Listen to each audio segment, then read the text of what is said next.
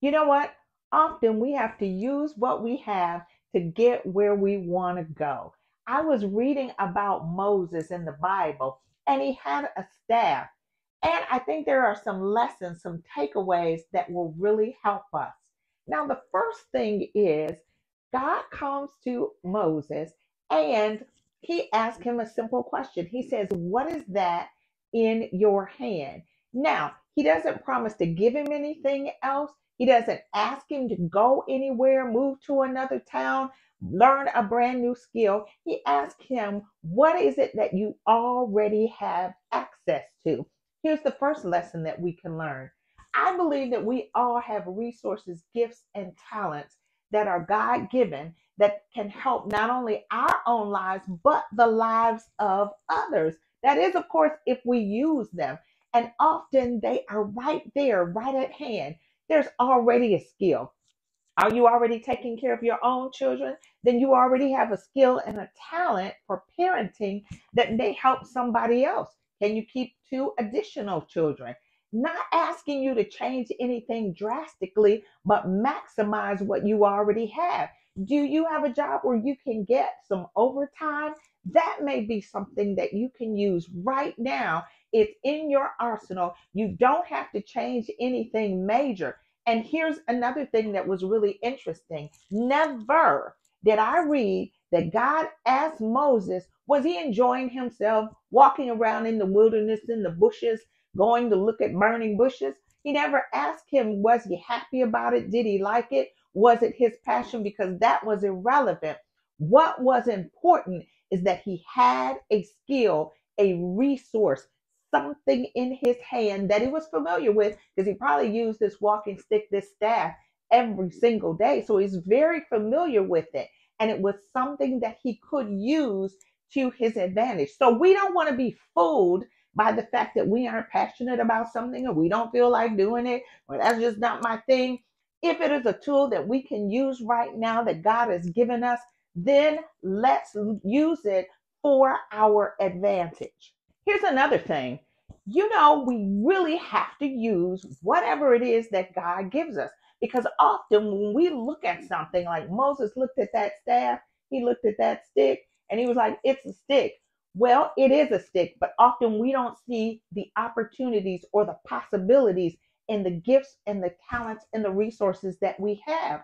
We may underestimate grotesquely what God has actually given us and put on the inside of us. Some people really just have the gift of gab. Some people are really, really good at baking or cooking. Some people are good at administration, but we downplay it because we're so accustomed to it. It's so ordinary to us that we can't imagine that God's anointing can be put on that gift or talent and it can be something extraordinary that blows us away. Remember, it was just a stick until God touched that stick and it turned into a snake. Well, let me tell you something. Sometimes when we just let God put his supernatural on our natural gifts and talents, it will blow us away. So much so, read Exodus. Read it. Chapter 4, verses 2 through 5. Moses dropped that stick and ran away because what was in that stick scared him. And sometimes what is in us, the possibilities, scares us. It is intimidating to think, and it is scary. It is scary to move out and use those talents and use those gifts for God's glory. Now, in Moses' case, it's also scary to talk about going before Pharaoh. I mean, somebody who's pretty powerful, and if you don't come exactly correct, he can, okay, put a quick end to you, to your future, to your children, and everything that involves you. But it takes courage sometimes to have the strength to go out and use what God has given you. And remember, it wasn't that the anointing was so great in the stick or on Moses, it was an anointing that came from God. So there is a time in our lives where we need to take whatever gifts, whatever talents we have, and lay them out before God. Literally lay out, pray, and cry out to God that He would bless whatever He's given us before we go looking for the next hustle, the next new thing, the next thing that I saw on social media. What about what God has already given? Let Him bless, let Him anoint, let Him do a turnaround with what He has already given you.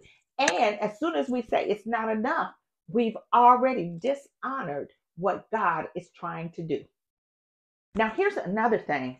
When it actually starts to work for you and you start to see favor and you start to see that some of the talents and gifts given by God, they're actually working for you. You're actually starting to see that there are changes in your life.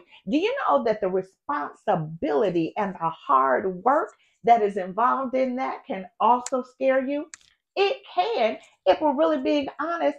It can cause such a level of fear that we just say, never mind. I'll just stay back here where I am. Now, you might not consciously do it, but unconsciously, you may very well do it. So we need courage from God to do what God is directing us to do. Here's another thing. When we are going to use what God has put on the inside of us, the gifts and the resources that God has made available to us, pray that those gifts bring us not just before any kings, but kings who are favorable, kings who honor God, and not pharaohs.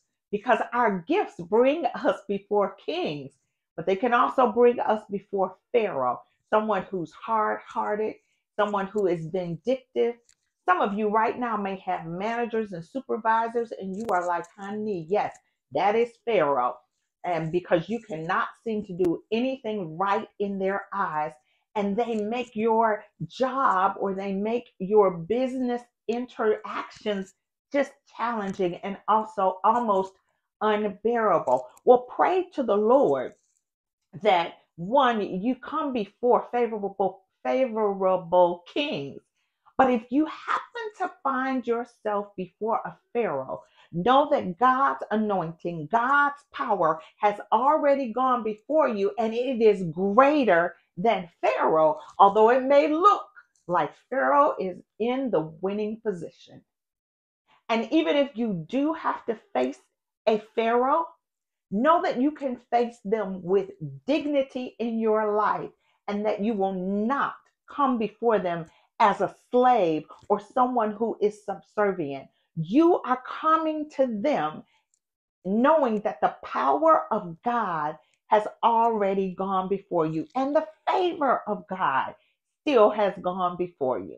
Because as you approach Pharaoh, you are approaching him or her with your talents, with your gifts, but most importantly, with a relationship with the living God. And ultimately, you cannot be defeated. Doesn't mean that you won't have challenges all along the way, but ultimately, you cannot be defeated. So, what am I saying? Use what you have at hand. Don't go looking for a brand new job. Don't throw away your current business. Wait on the Lord. Continue to work in the area and with the resources that He has already given you. Maximize those and refuse to move until you hear in your spirit, until you have the peace of God to move to the next phase of your life where there is another set of resources. God bless you. Hope that this helps. Please remember to check out this video and also remember to like and subscribe to this channel. I would really appreciate it if you would subscribe. I am working and believing God for my first 50 subscribers, and I would love for you to be one of them. God bless you.